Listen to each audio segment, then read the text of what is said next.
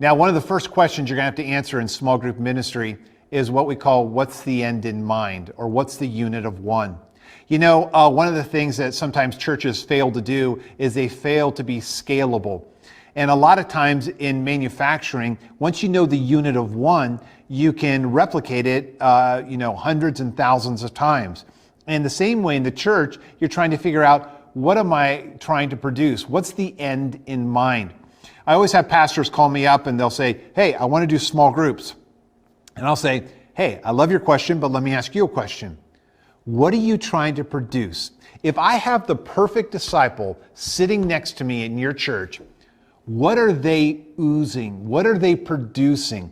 And that's your end in mind. Because what you want to do is think through, if I've got that disciple next to me, what are they emulating? Now for Saddleback, we have the cute slogans that will say, we want people to balance the Great Commission and the Great Commandment in their heart.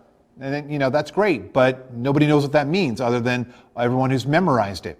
But what we want to be able to do is, unpack that a little bit. So it's not only good to know the slogans for the end in mind, and many churches have that, but you want to start thinking through, can it be articulated, and do you have the tools, the tips, the strategy, the video curriculum that will help you get that done in your church? Now at Saddleback, our end in mind, like I said, is someone who balances the Great Commission and the Great Commandment in their heart. Rick coined this as the purpose-driven life. He actually wrote a book on it, kind of helped our church out a whole lot. But what you want to be able to do is you want to start looking through in saying, for us, where we're going, just let me personalize it for Steve Gladen. Where is Steve Gladen in the area of fellowship with God, my wife Lisa, my two kids Erica and Ethan, and with my small group? Where am I at authentically with them? And how deep is my fellowship with them? In the area of discipleship, what's my spiritual next step?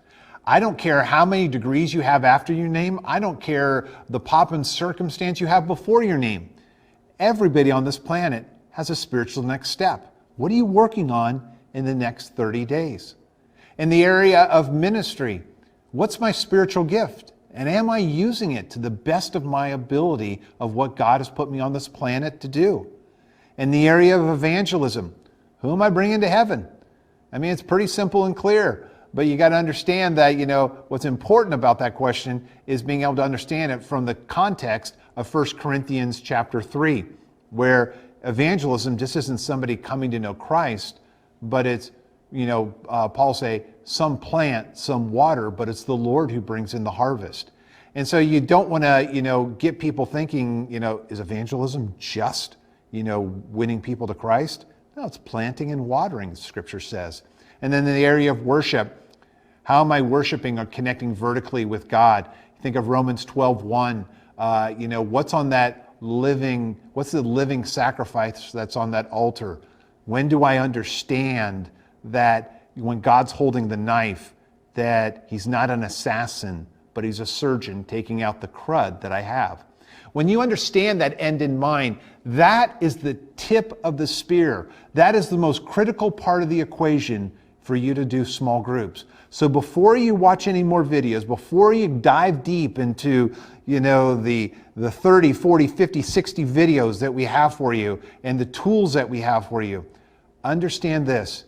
If you don't know what your end in mind is, you're going to be wandering in the desert for 40 years. So pause this tape and ask yourself, do I know the end in mind? If you don't, start to get with your leadership and say, what is our end in mind? Not just the cute slogan that our church says. What are we trying to produce and make a disciple?